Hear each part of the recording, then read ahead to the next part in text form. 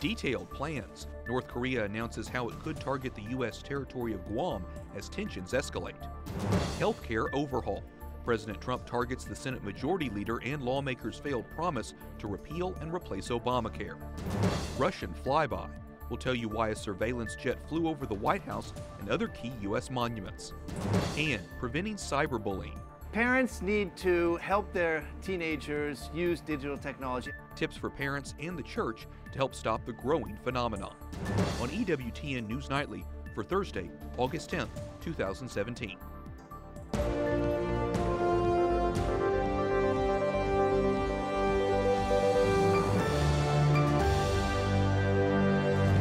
Good evening, and thank you for joining us for News from a Catholic Perspective. I'm Wyatt Goolsby, in for Lauren Ashburn. President Trump doubles down on his warning to North Korea. He says that his comments pledging fire and fury may not be tough enough. Correspondent Mark Irons joins us from the White House with the president's reaction to North Korea's latest threat. Good evening, Mark. Good evening, Wyatt. President Trump says North Korea needs to get their act together or it will be in trouble like few nations have ever been. This comes as we're learning new details about North Korea's most provocative threat to date. I believe the president put it in such a way that they realize that they're not dealing with as business as usual. They're dealing with a tough guy who's going to protect the American people. President Trump is warning North Korea not to threaten the United States. He promises action against Kim Jong-un if necessary.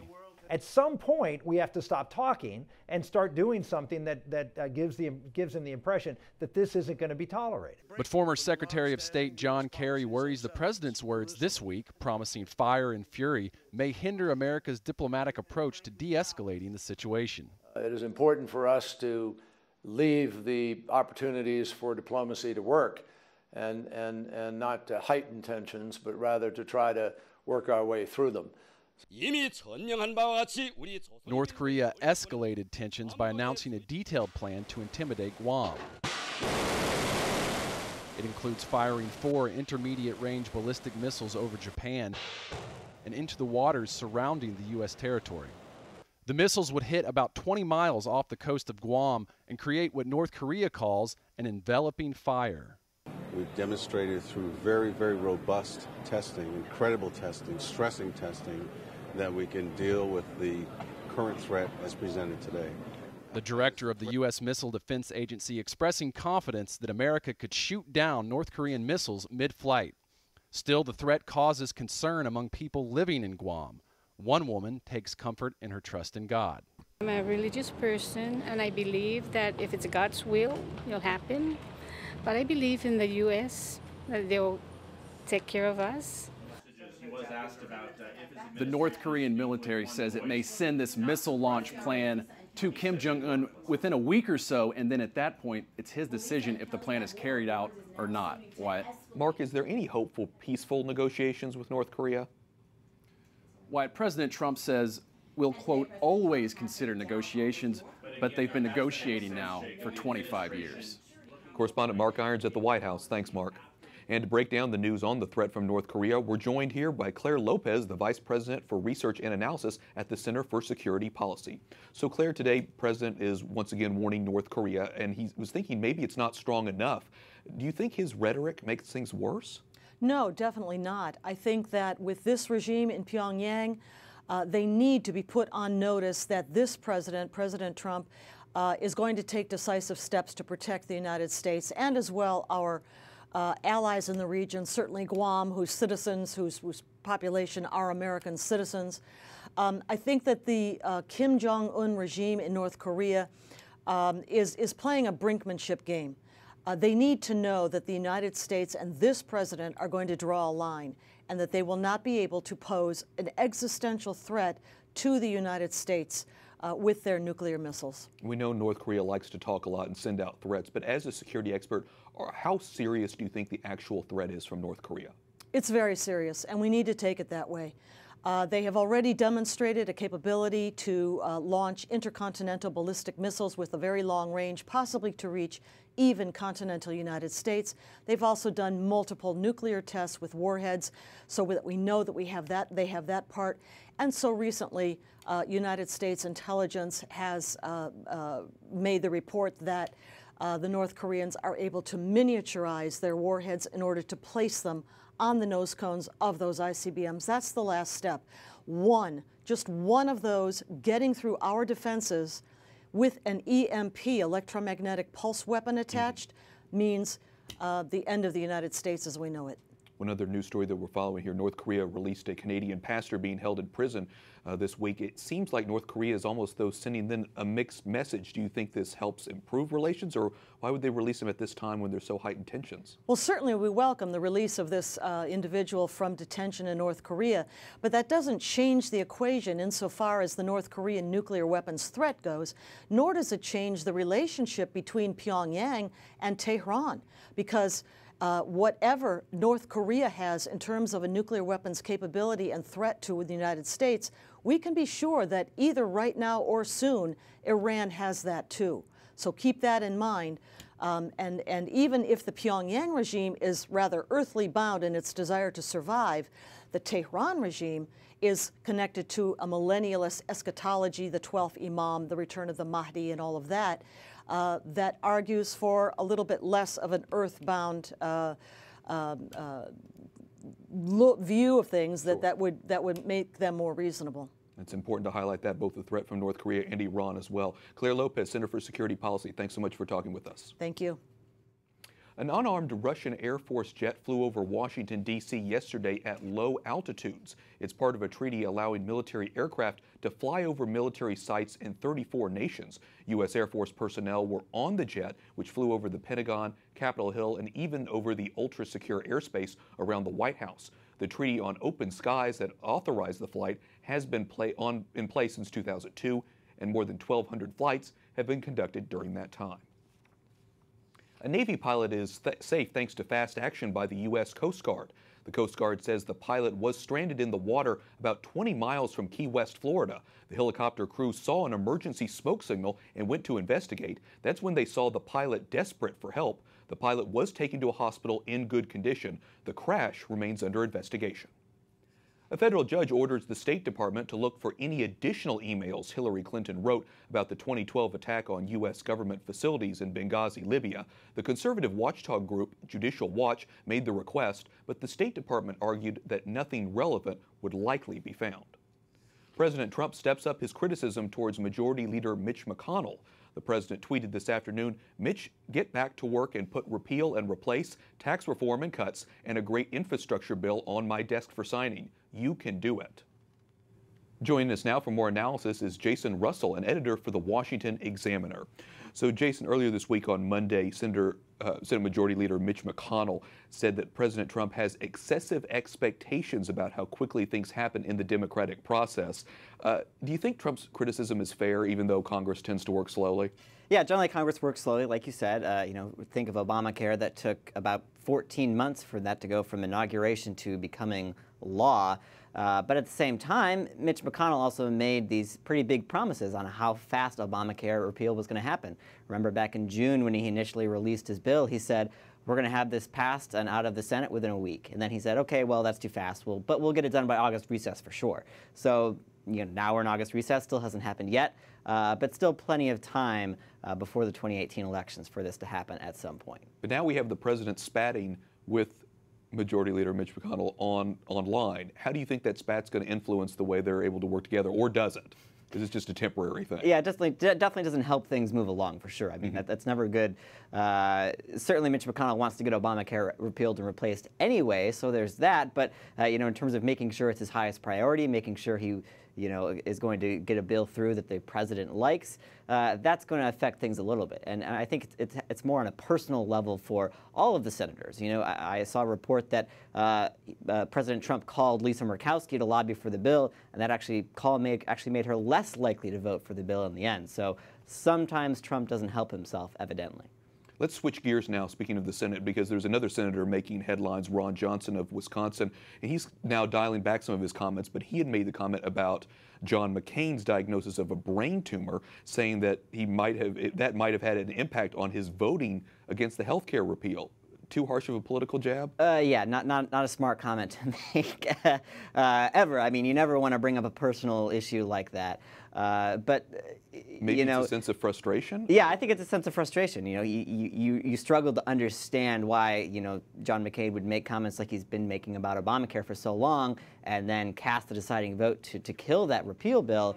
You struggle to find a reason for that to happen. I think in the end that wasn't a wise comment to make. Probably had more to do with regular order and John McCain being someone who's been in the Senate for so long, and then it operating in a new way that he's not used to. One last headline here real quickly. Jason, we're covering North Korea, obviously. How do you think Trump has been handling the issue of North Korea so far? Give or take, some of his comments are definitely a little bit too off the cuff for a situation this sensitive, in my opinion. But he's definitely showing strength, and I think he understands that the key to getting North Korea to dial back is getting China involved and getting China to, be okay with more sanctions and to bring North Korea back. That China is the key there. Always has been, always will be. He understands that. So definitely some ways he can improve, but he does get the key issues at hand. Yeah, it'll be interesting to see how China reacts to some of Trump's comments there. Jason Russell, contributes editor with the Washington Examiner. Thanks so much. Thank you. A top Kenyan official says the database of the country's election commission was unsuccessfully targeted by a hacking attempt. Most of the East African country of about 40 million people was calm, but clashes between police and protesters erupted in a Nairobi slum today as they tensely awaited the final tally of this week's presidential election. The Israeli military destroys the homes of 3 Palestinians in the West Bank who attacked Israeli troops earlier this year. The houses belong to the Palestinians involved in a June attack in Jerusalem in which an Israeli policewoman was killed. Another home was the property of a Palestinian who allegedly struck and killed an Israeli soldier with his car in April. Israel demolishes the homes of Palestinian attackers as a policy aimed at deterring future attacks.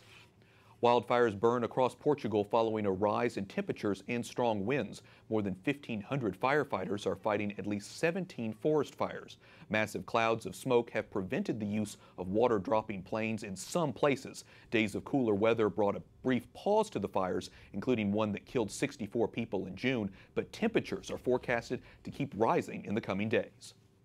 The Archbishop of Maceió, Brazil, was robbed at gunpoint while preparing for Mass. A deacon and caretaker were also victims. The Archdiocese says the assailants didn't physically assault anyone, but left with personal possessions and some money. Police have no leads. In Spain, a state prosecutor dismisses a hate crime complaint against the Archbishop of Granada. An LGBT activist group claimed Archbishop Francisco Javier Martinez preached hate against transgender people in a homily. The group asked the judge to prosecute the Archbishop, but the prosecution dismissed the case. Our news partners have a lot more on the story right now at CatholicNewsAgency.com. Coming up, crisis in Venezuela. We'll discuss whether the U.S. sanctions on the collapsing nation will work. And combating cyberbullying. We'll tell you what Pope Francis and the Church is doing to help stop the problem.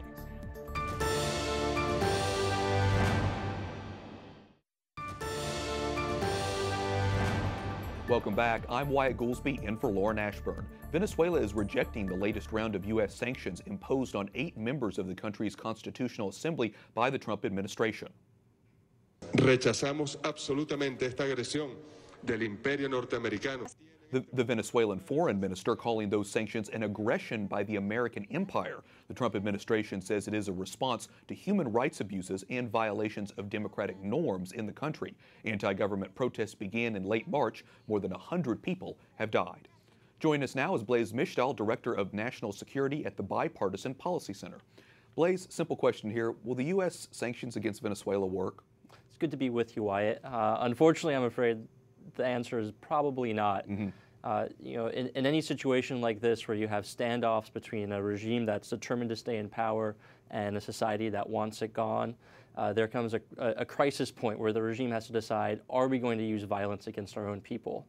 And once it crosses that point, as it has in Venezuela, they're in it to the end. If you're willing to kill your own people, then not being able to travel to the United States isn't really going to affect your logic and your thinking. So I think it's important for the United States to be supporting the people of Venezuela. It's good that we're criticizing the human rights abuses that are happening there.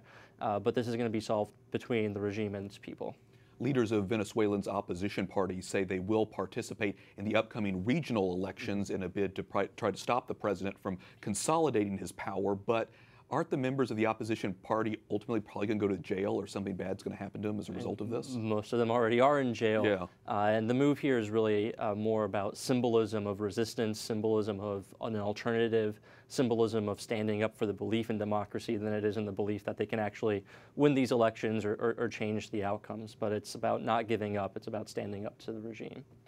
Foreign ministers from 14 nations, regional nations, met in Peru Tuesday in hopes of finding some sort of consensus for a response for this crisis. Do you think a regional response can help? I mean, can it actually be effective? It can help, and it's absolutely necessary for a couple of reasons. First of all, anytime that you say Venezuela, you have to say Cuba right afterwards, because what's happening right now is being abetted by the Cuban regime, which is sending money, sending arms, sending support, and encouraging the Maduro government to be resisting the wishes of the people the way it is. Secondly, however this plays out, sooner or later, aid is going to be required for the impoverished nation of Venezuela. I mean, people literally don't have anything to eat there. It's going to take a response by the entire region and principally Venezuela's neighbors to try to solve the situation and improve the well-being of the Venezuelan people eventually. You mentioned calling out the human rights abuses. Of course, the sanctions are there for the U.S. because of human rights abuses. What are people experiencing there? I mean, everything from extrajudicial detention, the police showing up and arresting you for no real reason, having no due process or right of law. So, I mean, I think at this point, the very existence of people in Venezuela is threatened by the fact that inflation is so high, the import of goods is so problematic that it's very hard to find food to eat. It's very hard to find the basics, whether that's flour or toothpaste or toilet paper. The living conditions are so poor now that it's something resembling something from 300 years ago. Yeah, exactly. And not to mention lack of medicine as well, all of those things. Well, Blaise Mishtal, Director of National Security at the Bipartisan Policy Center, thanks so much for coming in and telling us about it. Thank you, Wyatt. A warning for parents about the newest sensation on social media. It's an app called Saraha, and critics say it gives users an excuse to bully people. The app was designed for businesses to get anonymous feedback from employees. It's now being used by friends to, quote, improve your friendship by discovering your strengths and areas for improvement. The app has become the #1 download in the App Store. It comes at a time cyberbullying is a growing problem, especially among teens. Father Philip Larray, professor and author, joins us from Rome to discuss the growing issue. Father, why do you think cyberbullying has exploded recently, even leading some young people to harm themselves or take their own lives? Bullying is not a recent phenomenon. It's been around since teenagers have had peer pressure and groups. What is new is the cyber part, because teenagers are communicating with each other through social media and digital technology. And that is one step removed from human interaction, face-to-face, real-life experience. Because of that, I think they are more vulnerable to attacks by their peers, and they seem to have a decreased sense of value to their life. That's why we have the phenomenon of self-harming. We also have an increase in the rates of suicide among teenagers. We have the blue whale phenomenon, which is a game ends with suicide, and also we have the recent conviction of Michelle Carter, who instigated her long-distance boyfriend to kill himself, and she was just sentenced last week in Massachusetts. So it is a new level of concern about suicide and self-harming, but I think bullying has always been a factor in human society. So how then do you think morality can be incorporated into the digital sphere to help prevent the problems that you describe? We are attempting to infuse digital technology with a sense of values and morals. Last year, the Holy Father met with Eric Schmidt from Google, Tim Cook from Apple, and Mark Zuckerberg from Facebook, among others. And because of those, through those meetings, a series of projects have been instigated here in the Vatican. We hope to work with tech companies especially in order to transmit values in the digital era. So this is something that the Holy Father himself is doing and other high-ranking Vatican officials are doing in order to help get more values and morals in the digital era. So it makes sense that the Church is doing a lot then. What do you think we as individuals can do to promote good morals and to avoid these types of dangerous situations? Parents need to help their teenagers use digital technology. I know this is a sensitive subject and it's not easy, but a lot of teenagers feel disconnected from their families and from their parents, even though they live under the same roof.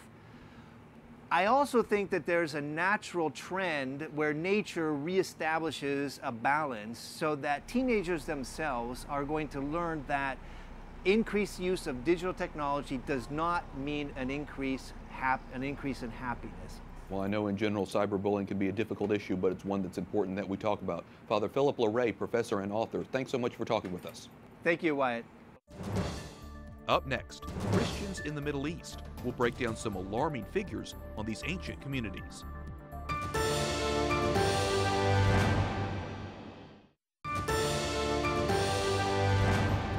Today is the feast day of St. Lawrence. Born in modern-day Spain, he was killed because of his faith in the year 258.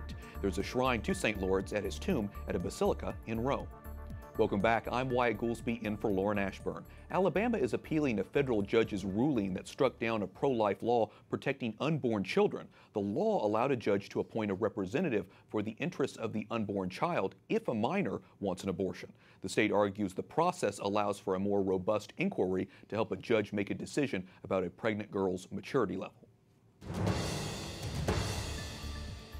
A new report by a Catholic humanitarian group provides a snapshot of Christianity in the Middle East today. It describes the cultures and countries in the region as shattered and splintered. Let's take a look at the map to get a better idea. The countries in red are the areas where the Christian population has declined, and in green, that population is in flux. The Catholic Near East Welfare Association collected the data from a range of sources, including the Holy See, the World Bank, the United Nations, and the U.S. Census Bureau. The group says the shifting population of Christians has had a profound impact on the birthplace of Christianity. Join us now is Dr. Matthew Bunson, an EWTN senior contributor, to help us dig into the study. So Matthew, the report says Christians in the Middle East are displaced, dispersed. Why is this? We have seen over the last 20 years an almost perfect storm of a series of rolling catastrophes for Christians and Catholics in the Middle East. We had the destabilization of Iraq. We had the Arab Spring, really starting in 2010, that destroyed Syria, as well as destabilizing parts of Egypt. We saw the rise of the Muslim Brotherhood. So we've had a series of events, all of which have caught Christians in the crossfire. As you know, in April, we sent a team to Iraq to point out the Christian persecution that's going on there. And of course, the reports there show that so many people, in fact, more than roughly 140,000 people left since 2014. What specifically happened? Yeah, well, in 2014, there's one name, ISIS. ISIS emerged out of sort of the shambles of the destabilization of Iraq starting in 2003. By way of context, let's jump back a little bit. In the 1990s, there were over 1 million Christians in Iraq. That number by 2006 was 300,000, and here we are now with 140,000 more displaced. The great centers of Christianity in Mosul, we saw taken over by ISIS, the Nineveh Plain overrun. So the Christians in Iraq have had a very difficult time over this last decade. Like you say, Iraq is no doubt a tough place. There's also a tough place going on with Christians' population in Jerusalem. Let's take a look at that, because in 1946, 20% of the population of Jerusalem was Christian. Today, 2% is Christian. And of course, the Holy Land there where Jesus was born and raised. Why are Christians such a tiny minority? Yeah, at the heart of it is economic problems, political problems, social problems. The population for Christians is fleeing the Middle East in general, but they're fleeing especially from the Holy Land because of a lack of opportunity. They can't find jobs. It's very difficult for them to survive economically there. Plus, the population is aging because so many of the young Christians are abandoning, by necessity, the birthplace of our Lord. What do you think we can do here in the United States to help persecute? There are a lot of things that we can do. Let's remember that this is the birthplace of the church. The church was born in the Middle East, in the Holy Land. So one thing that we can do is support the Christians there by going on pilgrimages, by supporting organizations like the Catholic Near East Welfare Association, and especially the work of the Knights of Columbus that is doing exemplary work in Iraq and Syria to bring back Christians to their places. This is the home of Christianity. We can't abandon them now. Absolutely. And of course, we thank the Knights of Columbus for their support of this program as well. Matthew Bunson, EWTN senior contributor, thanks so much. Great to be with you. And of course, we thank you for watching tonight. For the entire EWTN News Nightly team, I'm Wyatt Goolsby. We'll be back here tomorrow with more news from a Catholic perspective. Good night, and God bless.